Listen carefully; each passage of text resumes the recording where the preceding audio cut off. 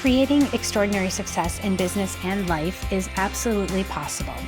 That means more income, more freedom, and more energy for what you value most without the hustle or burnout. I'm Laura Flood, certified success and high performance coach, CEO for over 30 years, and a multiple seven-figure entrepreneur. I've built a profitable, sustainable business while prioritizing my family, my health, and my happiness, and I'm here to help you do the same. This is the Redefining Success Podcast, where I'll share the strategies, tools, and the mindset shifts to help you grow with intention, live a life you love, and create lasting happiness, wealth, and freedom without losing yourself in the process. Let's dive in. We're picking up a new iMac, and a lovely woman named Jillian was helping me. She was helping me choose the model that I needed and asked me about my work and all of the programs that I'd be running. So I told her that I actually had two businesses, my real estate business and my coaching business. She was very curious about why I had two businesses. So I told her that I've had my real estate business for over 30 years and built a really great team that runs it well. And the last few years, I've been growing the coaching business after feeling called to do this work for so many years. Then she told me she was going back to school to become a physician's assistant. And then she said she wondered if doing that was taking away from her daughter. I told her, absolutely not. She was showing her daughter that you're never too old to chase your dreams, that we can have it all. And we do so much for everyone else in our lives. We deserve to be happy too. She smiled, and I walked out of the store that night thinking about how many people are carrying that exact question and have never given themselves permission to ask it. So if that's you, this episode is for you. Here's something I hear from high achievers all of the time, even if they don't say it directly. There's this quiet belief that if they go after what they want, they're somehow taking something away from the people they love. And it makes sense that we feel that way. Most of us grew up watching the people around us put themselves last. We absorbed so early on that wanting something for yourself is indulgent. And we learned that the right thing to do is to give and to keep giving and figure yourself out later. So we all got really good at showing up for everyone else and really uncomfortable with the idea that we might deserve something too. That guilt, it feels protective. It feels like love. But what it's really doing is keeping you loyal to a story that you were handed a long time ago about what a good person looks like. And that story isn't serving you anymore. Jillian wasn't taking anything away from her daughter. She was just following something that mattered to her, and somehow that felt selfish. But I'm here to tell you, it isn't. We talk a lot about what it costs to chase your dreams, the time, the risk, and all of that uncertainty. But we almost never talk about what it costs the people around you when you don't. So think about the version of yourself that shows up when you're living a life that doesn't quite fit anymore. When the work that used to energize you has started feeling more like you're just going through the motions. You're still showing up, you're still doing everything right, but there's something underneath that's a little flat. And the people closest to you feel it, even if nobody says anything. Kids are so perceptive. They know the difference between a parent who feels alive and is loving their own life and one who's just managing it. And your team feels it too, and so does your partner. It's that quiet restlessness that you've probably stopped mentioning because you don't want to seem ungrateful for everything that you've built. It shows up in small moments, the dinner where your body is at the table but your mind is somewhere else, or the weekend where everyone around you finally exhales and you can't quite get there. It might be when your kid says something funny and you laugh, but you were half a beat behind and they noticed, even though they didn't say anything. None of those things feel like a big deal in the moment, but they add up. And the people you love feel it, even when they can't name it. And here's what I think is worth sitting with. When you stay in a life that no longer fits, the people watching you, they learn something from that. You don't have to say anything because they're watching. They learn that at some point you stop reaching and growing. They learn that the responsible thing might be just to stay put and stay complacent. But is that what you want them to take away? Because I don't think it is. And I don't think that's who you are either. Okay, now let's talk about what actually happens when you say yes to yourself. When you answer the call or make the shift, you step into that next version of yourself. It's not what guilt tells you it will be. Your kids don't lose you. They find a version of you that they've never seen before. They see you excited and challenged. They see you working through something hard and not quitting. And I really think that's one of the most powerful things that we can give our children. We let them see us figuring it out, still growing and willing to be a beginner at something, because the alternative is standing still and being complacent.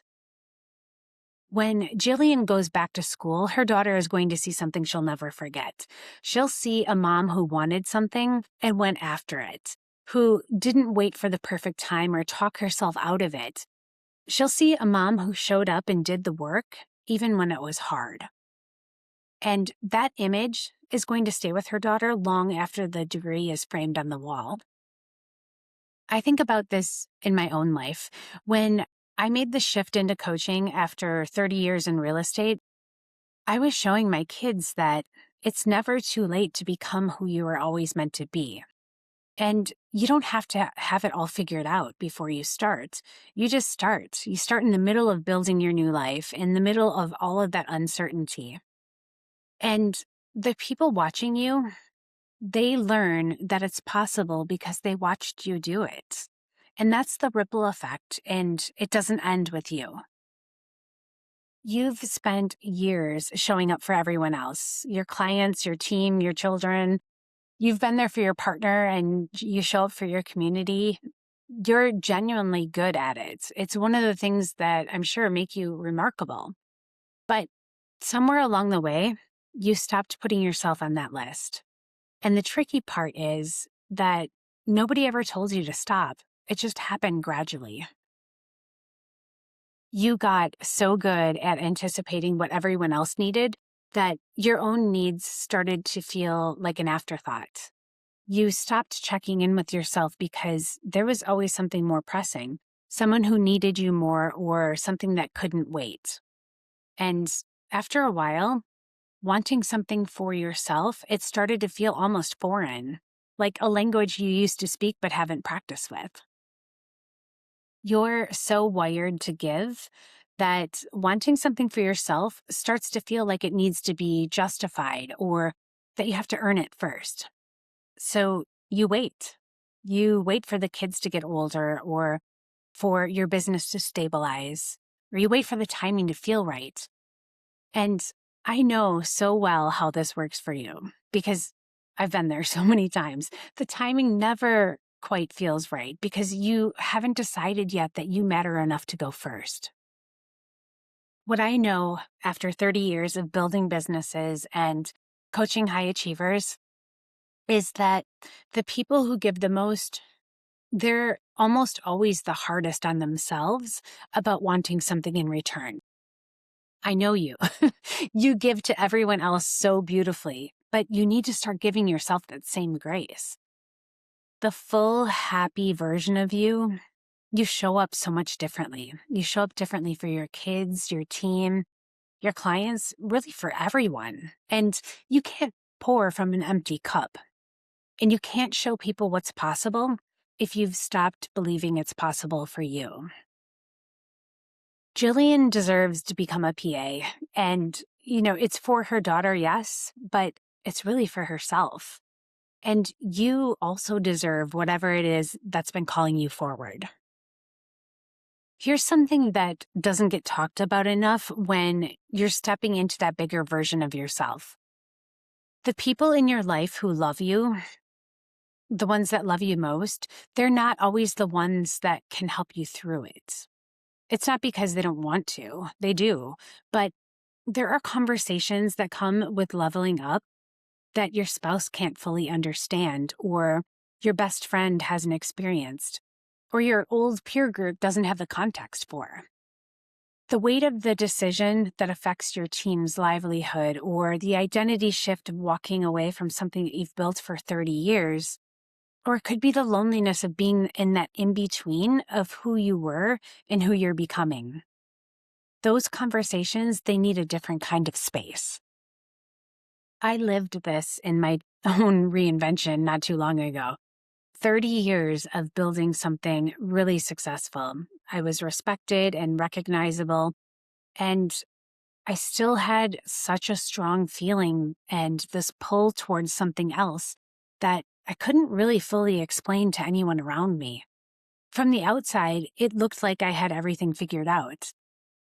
But there's this particular kind of loneliness when you're successful. When you're doing well, nobody thinks you need anything. But in the background, you have this quiet knowing that what you're doing isn't the whole story of who you are. And that's the conversation that I needed. Someone who had been there, who could sit with me in the uncertainty without trying to rush me through it. That's exactly what a coach does, or having the right community does. It gives you a place to have those conversations that don't fit anywhere else in your life. If you're in the middle of a transition right now and you're feeling that feeling of doing this all alone, I want you to know that that's normal. It's really normal. And it doesn't mean that there's something wrong. It just means that you're growing and you don't have to figure it out on your own. Before we wrap up today, I want to leave you with something to sit with. Think about the one thing that you've been putting off because some part of you decided it would cost the people around you something. You probably know what it is. And think about one person in your life who's watching you right now, someone who looks up to you and who pays attention to how you live. And ask yourself honestly what they're learning from and what they're seeing. Because that question has a way of cutting through a lot of noise. I want you to remember that the impact of those questions go further than you might think, because it's not just your kids. It's not just the people in your immediate circle who are watching you right now. The ripple moves so much further than that. The colleague who watches you make a bold move and quietly thinks, maybe I can too. Or the client who works with you and goes home a little different because of the energy that you brought to the conversation. Or it might be the woman at the Apple store who spends a short time with a stranger and walks away thinking differently about her own life. You don't get to see most of it, and that's the nature of a ripple. It keeps moving long after you've stopped watching, but it's happening. Every time you say yes to yourself, every time you show up as the full version of who you are, it gives someone else silent permission to do the same. And that's not a small thing, that's everything. I'm so grateful for that conversation with Jillian. She wasn't a client or someone I knew.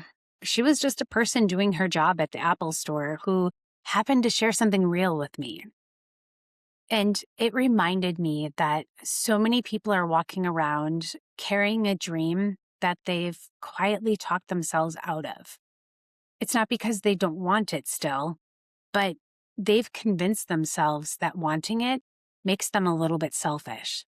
And it doesn't. I think about where I was before I said yes to this, 30 years in, successful by every measure, and still hearing something underneath it all asking for more. A lot of high achievers, we get to that place and have nobody around who really gets it. Everyone sees the success and assumes that you're fine, and you don't want to seem ungrateful, so you just stay quiet and keep pushing. If that's where you're at right now, I want you to hear this. Wanting more It's not a problem to fix. It's a signal worth following. If you're ready to stop waiting and start building that next version of your life, I would love to support you in that.